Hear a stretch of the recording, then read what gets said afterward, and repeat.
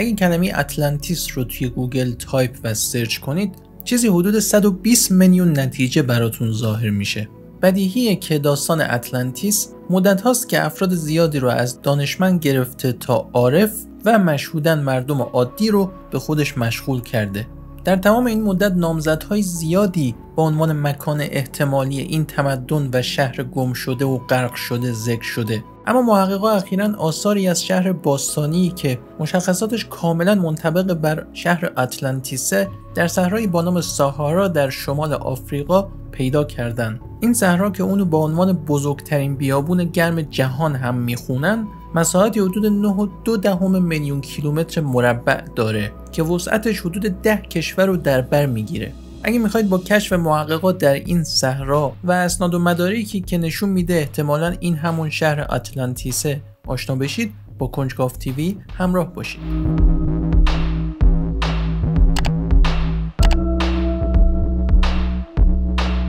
با سلام به همه شما عزیزان، من رامتین هستم و در این ویدیو با شما همراه خواهم بود.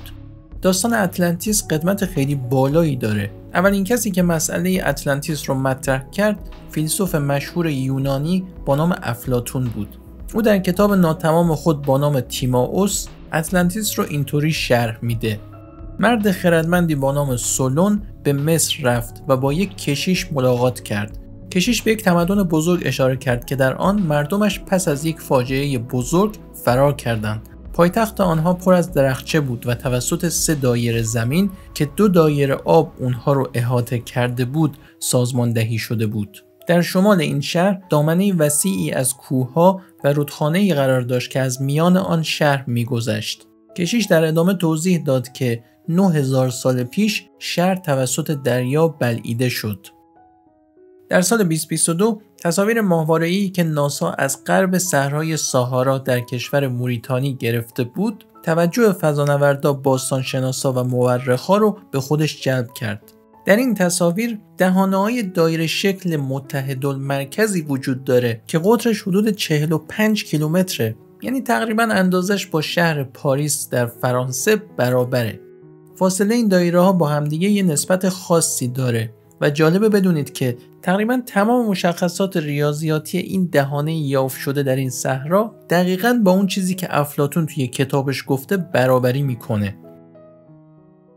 با توجه به شکل و شمایل خاصی که این گودال در این بیابون داره، اون رو چشم ساهارا یا چشم صحرا یا ساختار ریچارد هم میخونن.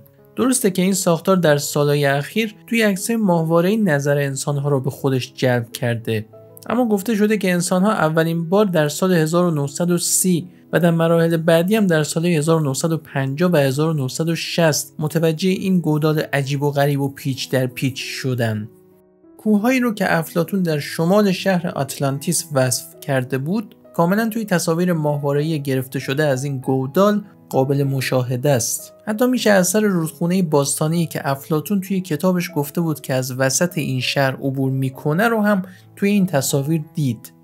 از طرفی ادعا شده که در نزدیکی ساختار ریچارد یه سری اشیاء مختلف دستساز و مصنوعی مثل نیزه، کره‌های سنگی، تخته‌های موج‌سواری، پارو، بدنه کشتی و یه سری چیزای دیگه پیدا شده که با توجه به ویژگی‌های گفته شده شهر اطلانتیس شدیداً نظریه شباهت ساختار ریچارد با شهر اطلانتیس رو تقویت میکنه.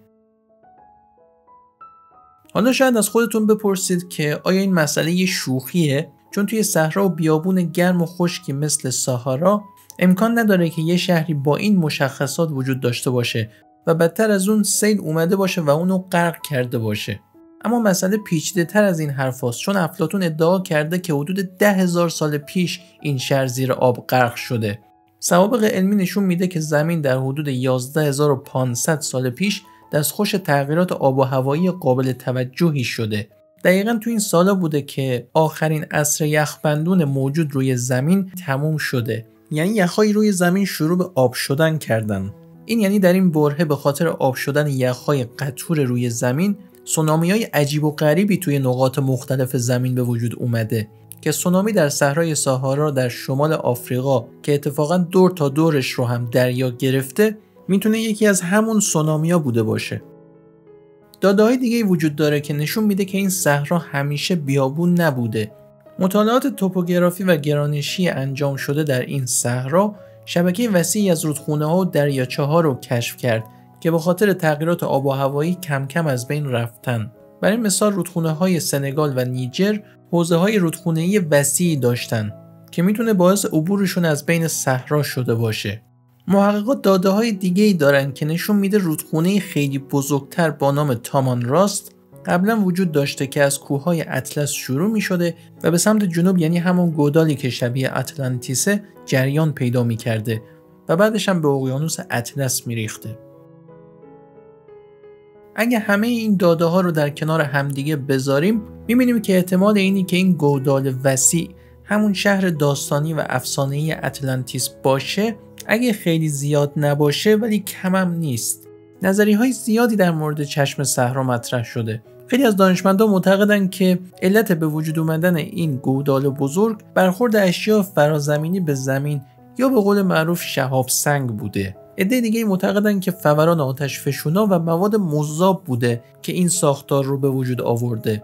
یه سری دیگه معتقدند که فرسایش حاصل از باد و آب بوده که چشم صحرا رو به وجود آورده و شکل داده. اکثر این نظریه‌ها بعداً با دلایل منطقی رد شدن. برای همین هم است که نظریه مثل شباهت چشم صحرا به شهر افسانه‌ای و گمشده اطلانتیس مد نظر خیلی‌ها قرار گرفت. همینطور که گفتیم این نزدیکترین کشف به شهر افسانه‌ای اطلانتیسه. همون طرح و سازه‌ای که افلاطون هزاران سال پیش بهش اشاره کرد. البته این تنها نقطه‌ای از صحرای ساهارا نیست که احتمالاً آثاری از زندگی تمدن‌های باستانی رو داره به ما نشون میده. اگه به صحرای ساهارا سفر کنید با آثار تاریخی و تمدنی خیلی زیادی روبرو میشید که هر کدومشون نشون دهنده یک تمدن خاص انسانی در گذشته هستند. پاسگاه‌های متروکه و سوخته، وجود قلعه‌های تاریخی و مخروبه، روستاهای خراب شده با معماری خیلی قدیمی و شهرهای شدیداً قدیمی تنها بخشای خیلی کوچیکی از آثار تمدنی و باستانی این صحرا به حساب میاد. شما چی فکر میکنید؟ آیا این شهر اصلا وجود داشته و آیا این اثر همون شهر باستانی اطلانتیسه یا اینکه همه اینا ساخته و پرداخته ذهن افلاطون بوده و چون این تمدن و شهری نه وجود داشته و نه وجود خواهد داشت؟